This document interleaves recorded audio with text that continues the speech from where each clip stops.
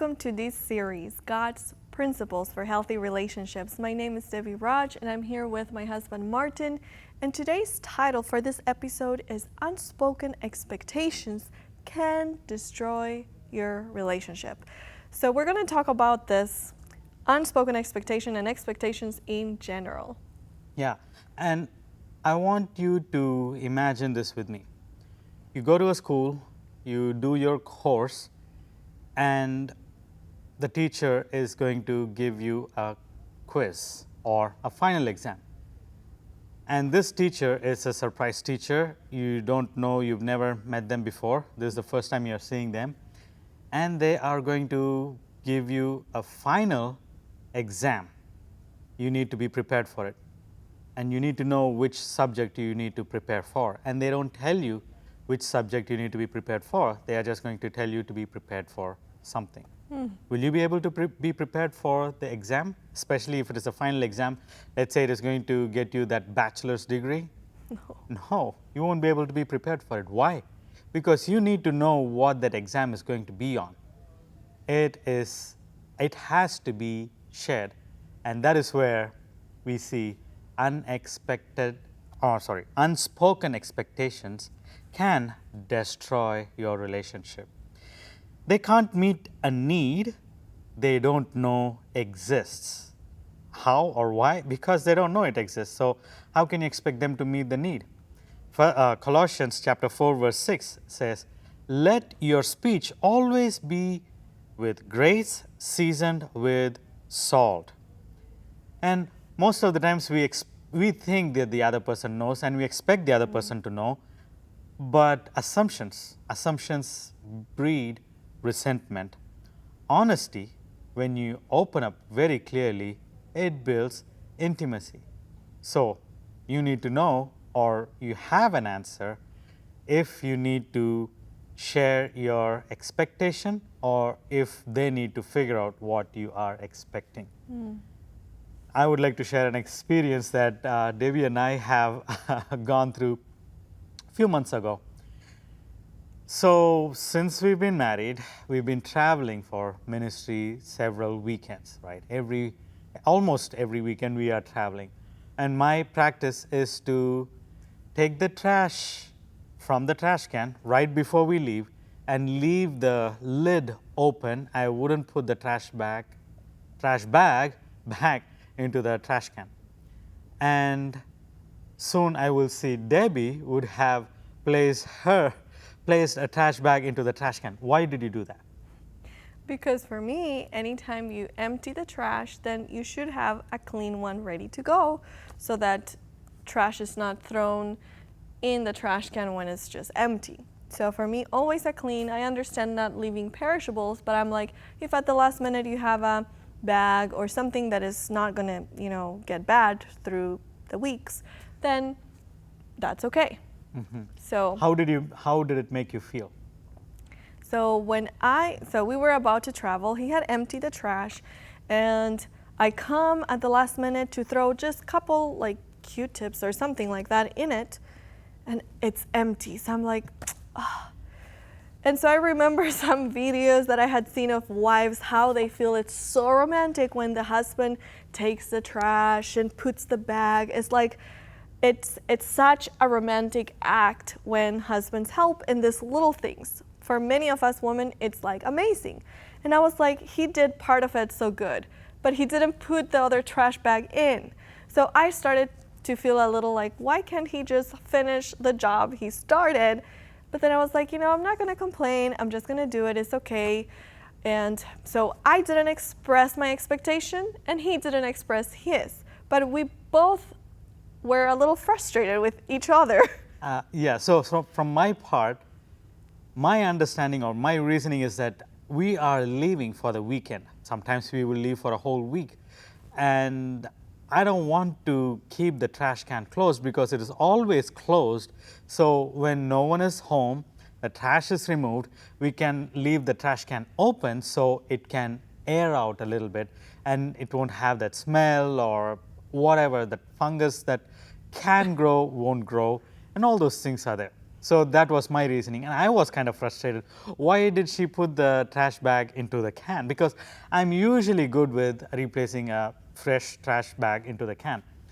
I might have missed maybe like a couple times, but usually whenever I remove the trash, I put the trash bag into the can. So I was kind of frustrated, she was kind of frustrated, and then we came to a point where like we both had to talk. So this one specific weekend, she shares her thoughts and then I share my thought.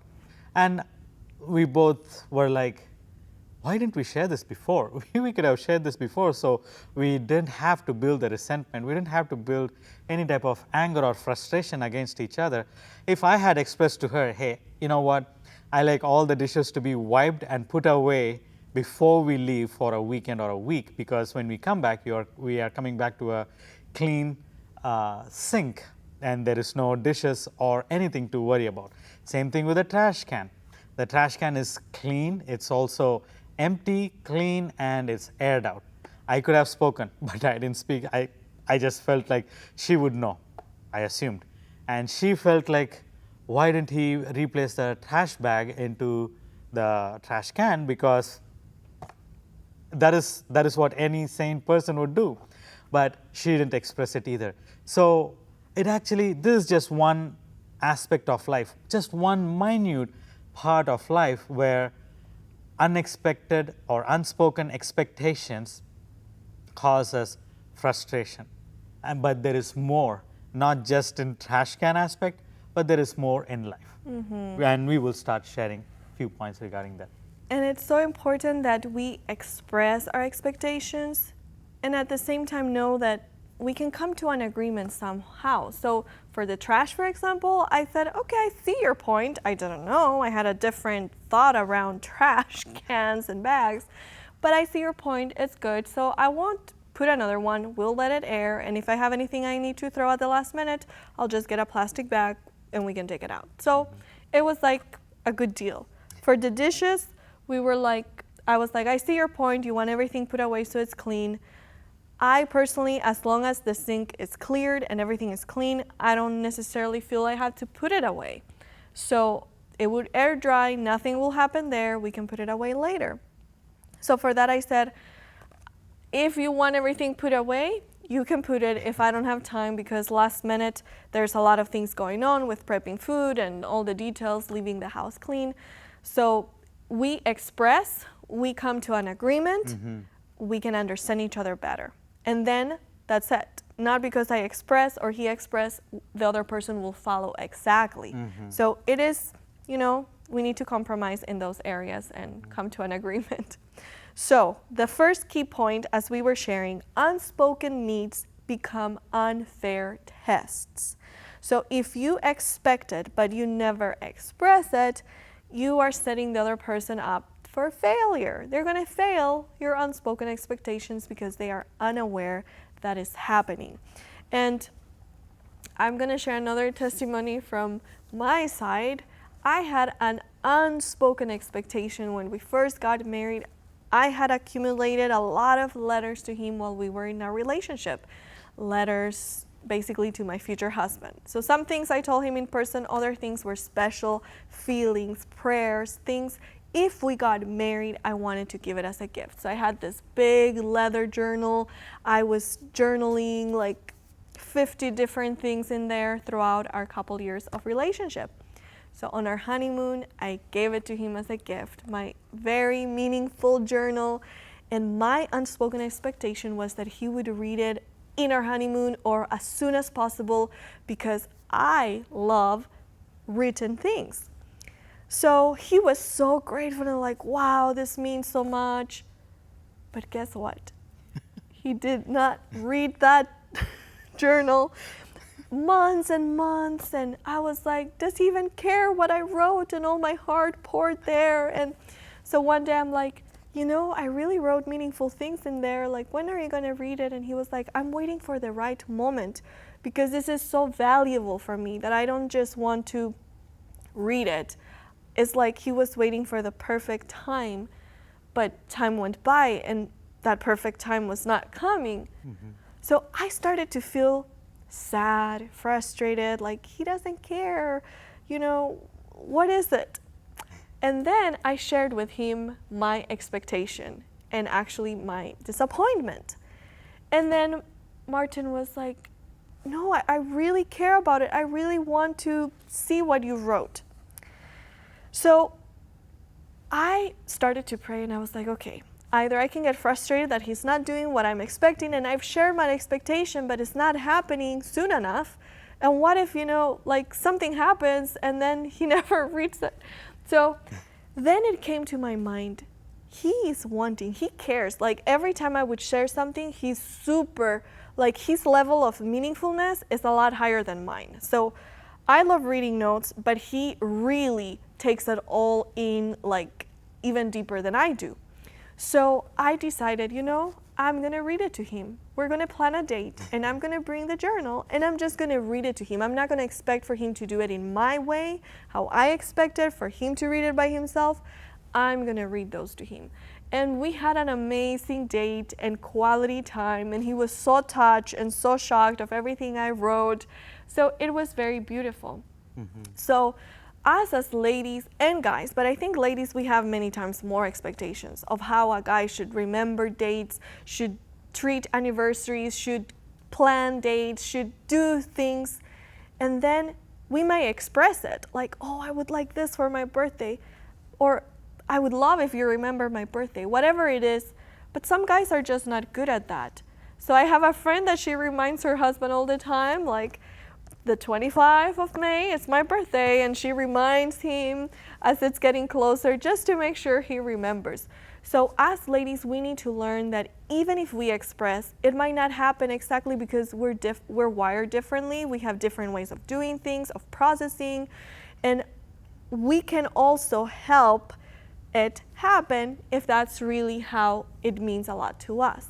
So that will take a lot of the pressure and frustration if we just, express it so it's not unspoken expectation. But then if it doesn't happen, how can we make it happen if this is so important to us?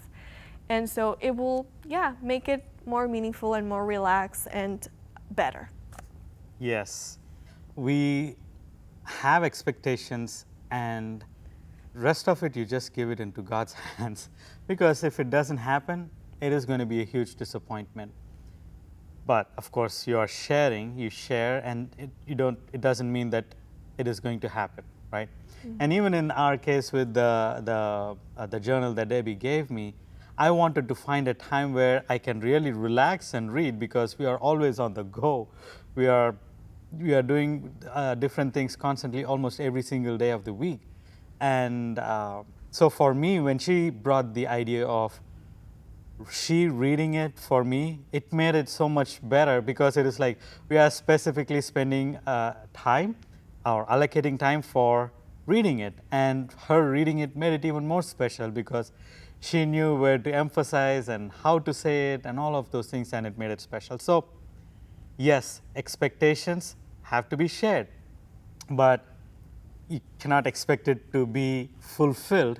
If it is not fulfilled, you don't have to take it personally. And along with that, point number 2 is sharing it, right? Clarity. You're sharing it with clarity. Clarity isn't conflict, it is care. Clear communication protects both of you from confusion and burnout.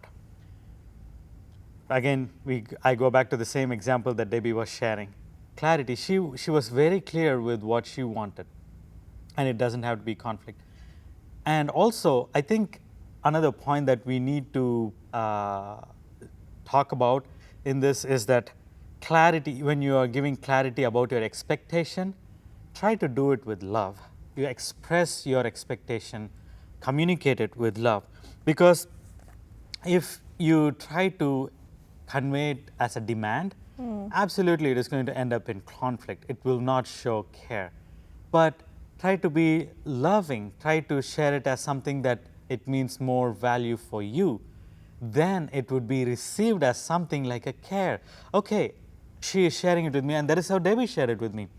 She said, it'll mean a lot for me if you read it, right? And it really helped me out to know that she means a lot. She it means a lot for her to read.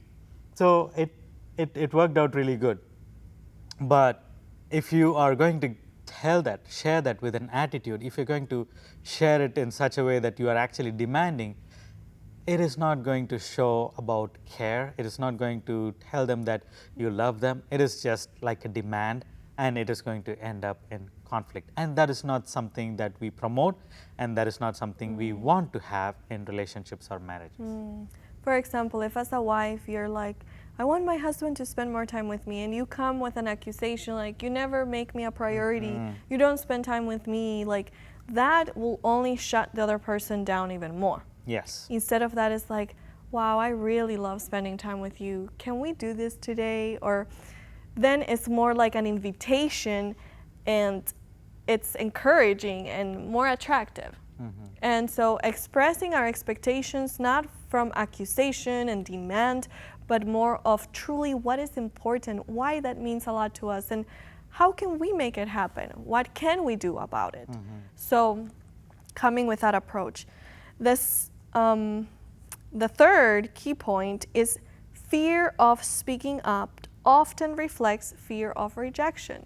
So when we are speaking up our expectations, if we are doing it, if we have fear of rejection, that can be a root cause why we are not expressing our expectations. So some people believe expressing expectations is bad. The other person should know what I need. They should do it out of love and not because they're told to or whatever. But we need to understand that the other person is wired completely differently. Number one, because we are female and male. Number two, because we have different backgrounds and family cultures, things were done differently. So our expectations and perception of what is the best or how things should be done might be very different, worlds apart. So we need to share those needs. But again, like we said, we should not demand, but also see how can we make it work for both of us in a way that is not demanding or controlling or critical, but more of inviting to improve the relationship. And there's always room for improvement. There's always room for growth. So we need to be open to that part as well. Yes. And we come to point number 4. It says, even God communicates his expectations clearly. I mean, if God is communicating his expectation clearly, how much more are we supposed to communicate our expectations? And Debbie was very right. There are many people that expect the other person to know, and they have to do it, because if I tell them, then there is no love in that. They have to know, and they have to do it by themselves. Then I know that they love me. But it doesn't have to be that way. You can also share and let the other person do it or react according to what you've shared. And in this case, this example is very similar, or this point is very similar to what I shared about the teacher in the beginning of this episode. God communicates expectations clearly, right? How many Christians believe that God judges people? All of us believe that God judges people. But what does God use to judge people? Because most of the people say, or most of the Christians say, you just have belief in Jesus, and that's it. You have the faith in Jesus, and that is enough. He will take you to heaven, or you will go to heaven. But is that how God judges? Because it's a very uncertain thing. Like, I do believe in Jesus, but then can I continue in sin? Because Satan believes in Jesus. There are stories in the Bible, in the Gospels, we see that the demons believed in Jesus. They even called him Son of God, right? They believed in Jesus, but are they in heaven? They were chased out of heaven. Just because you believe doesn't mean you will go to heaven. Then what is the judgment based off of? We don't know if we don't read the Bible properly. The Bible clearly says it's the 10 commandments. It is the faith of Jesus and the commandments that is written on the forehead. You know, it is very important for us to be careful. God clearly tells us what he uses for judgment. do not sin. What is sin? Sin is the breaking of the law, breaking of the commandment. So if you sin, you will not go to heaven. Very simple. God makes it very simple. Sometimes we try to make it complicated and beat around the bush and make it seem like it's a hard thing or it's an easy thing. That's all the devil's way of working things to confuse God's children. But even God communicates his expectations clearly. If God is communicating his expectations clearly, we should follow him and communicate our expectations clearly as well. So as we are talking about expectations, especially unspoken, but they kind of go linked because when they become spoken expectations, we need to not expect it to happen exactly as we wish. And that is the second part of it, that we need to sometimes let go of our expectations. And we're not saying, don't expect anything, but the least we expect about others, and maybe more about ourselves, the better we can have a relationship as well in our marriage. Because a lot of chaos in marriages is those expectations that are not met, and instead of treated as something, how can we, keep moving forward together, is more accuse and frustration. And so that really demotivates the other partner. And we have seen in our own relationship and marriage that the more we appreciate, because unmet expectations can kill appreciation. And that is a relationship killer, a love killer. When you stop seeing the blessings and now you only see the problems, what was not done instead of what was done. Yes, maybe my husband didn't put the trash bag back into the bin today, but he cooked lunch. Can I appreciate the blessings? And it doesn't mean that we have to work on things, but sometimes we also need to choose which battles we're going to fight. Because if we pick on every little thing to make it a big deal and get frustrated, and then what happens if we keep in that type of a pattern is that then expectations will also keep growing and growing and growing. And we have seen couples that, the wife says the husband doesn't spend time with her. But then the husband is like, hey, let's go for this type of vacation. And then she feels unloved in that amazing vacation because he was not looking at her all the time and distracted with other things. So appreciate what you get and don't keep focusing on what is not met. And that will help love to grow and for you to realize that maybe you have a lot more, especially in your marriage, than what you are counting. You're only counting what is missing, but maybe there's a lot that you can be so grateful for. And keep praying and asking God for wisdom how to address those things that are missing in a way that they can be part of your relationship in a healthier way. Yes. And now we have come to the final section, which is the challenge. Expectations audit. Write down 3 expectations you've held silently. Now ask yourself, have I clearly expressed these or just hope that they read my mind? Very interesting, right? We need to know that unspoken expectations don't make us holy. It makes us bitter. Some people don't even pray to God because they say, God knows everything and He will take care of it and He will provide it. I'm not going to ask. I don't have prayer requests because God will provide it. But God wants us to share our expectations, our hopes, our tragedies, our sadness, our happiness, everything He wants us to share with Him, because God loves the communication, just like how we love communication. So if you have any expectation, share it. If it is not met, it's okay. Choose what you want to see as a blessing and keep it as a blessing. Don't feel like you lost the battle because your expectation was not met. I am Martin Raj. This is my wife Debbie. We are certified relationship coaches. We will sign out and we will see you in another episode. God bless.